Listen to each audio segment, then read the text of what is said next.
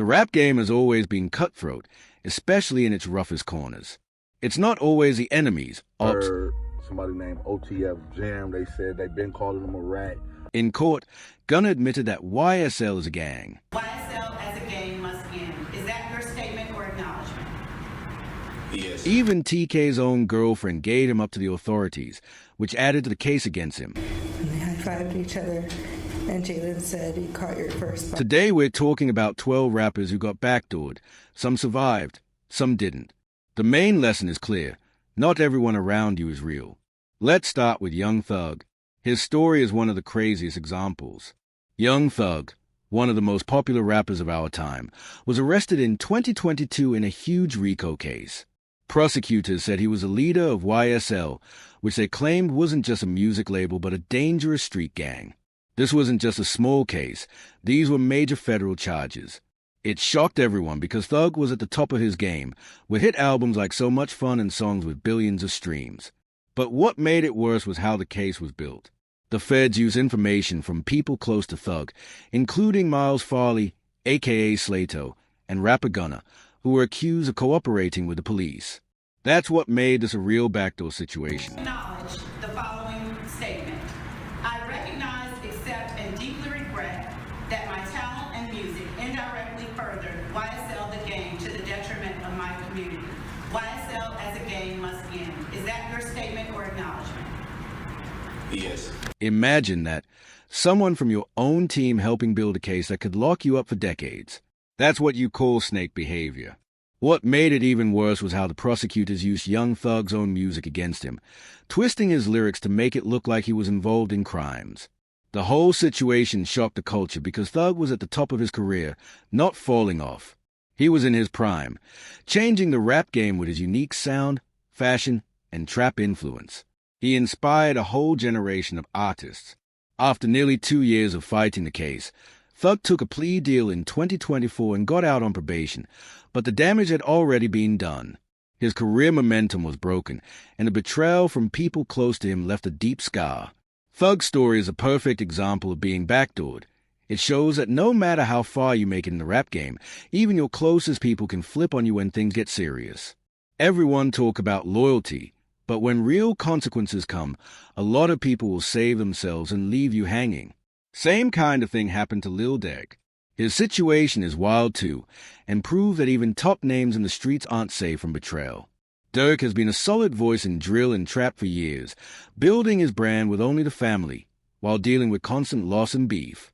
But in 2024, his life took a turn when he got arrested for allegedly being involved in a murder-for-hire plot tied to the death of Quando Rondo's cousin. I can't afford to go back. I'll tell you. No. Okay. I'm telling you what's what. Okay. I can get you, bro. I can get you whoever you need off of this area. Okay. Durk's case hits especially hard because it looks like the feds got their info through wiretaps and tips from someone in his own circle.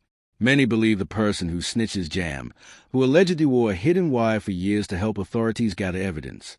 Jam had just gotten out of prison in 2022 after doing 12 years for attempted murder, and reports say he gave information that directly connected Dake, real name Dirk Banks, to a murder-for-hire plot targeting Quando Rondo, whose real name is Chukontel Bowman.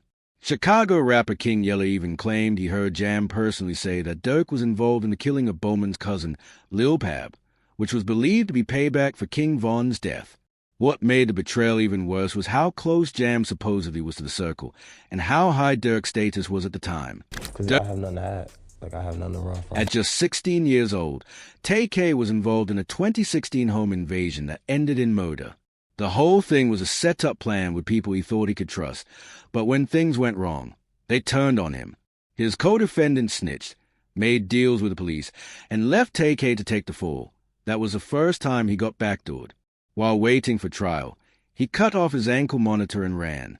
During that time, he recorded The Race, a song where he bragged about being on the run. It went viral, made him famous, and turned him into a symbol of wild, rebellious youth. But while fans were singing the lyrics, TK was adding more serious charges to his record, including another murder and several assaults while he was on the run. Mr. McIntyre, the jury found you guilty of murder.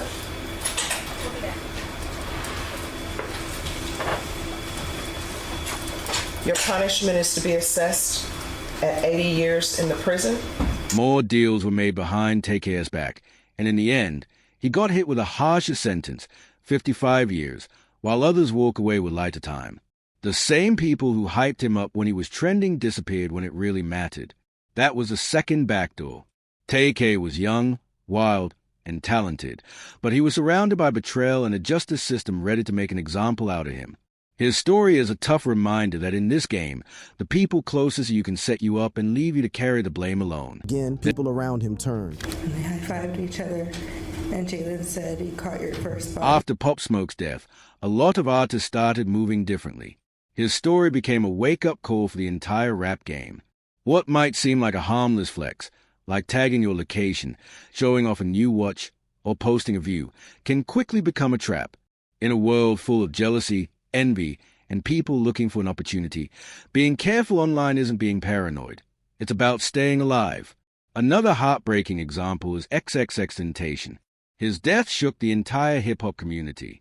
It wasn't just another news story. It was a loss of a young artist who was changing the game with his music and message. On June 18, 2018, X was shot and killed outside Riva Motorsports in Dayfield Beach, Florida, in what looked like a robbery gone wrong. But even now, many fans believe there's more to the story than what was reported. Like if I could go back, I'll go back, but I ain't sorry. Like, just die every day. In XS case, people wonder why it happened the way it did. While 4 suspects were charged, many think the attack was too carefully planned to be random. Some believe someone close to X might have shared his location or daily routine, so the attackers knew exactly where and when to find him. That kind of detail doesn't come from just watching Instagram stories.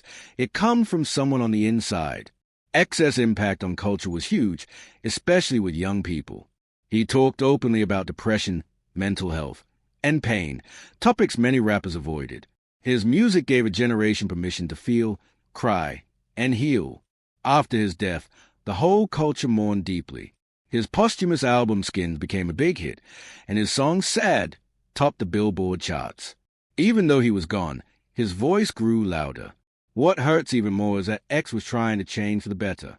After all his legal troubles and controversies, he started focusing on positivity, growth, and helping his community. He had plans for charity work and wanted to improve not just as an artist, but as a person.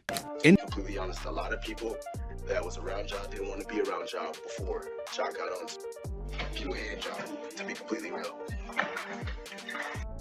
XS Circle really did give up his location, and that wasn't just a betrayal. It was like stealing his second chance, his redemption, and everything he was trying to rebuild. Then there's Nipsey Hussle, whose murder is one of the coldest betrayals in hip-hop history. Nipsey wasn't just another rapper who died too soon. He was a visionary who worked hard for his community, building from the ground up and staying true to his roots.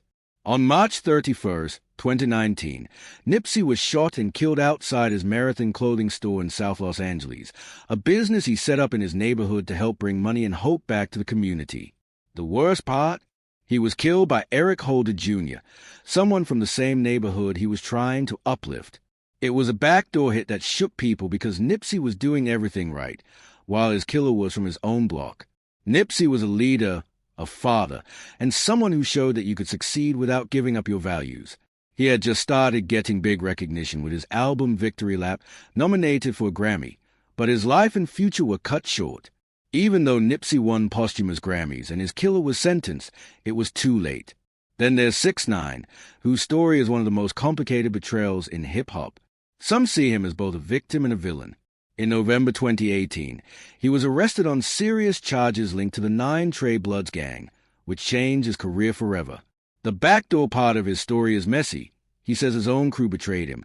But even if Gunna didn't snitch, just the idea that someone might have hurt him cost him his street reputation.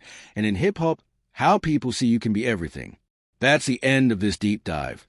If you want more stories like this, hit subscribe, ring the bell for notifications, and check out the videos on your screen. Don't forget to leave your thoughts in the comments.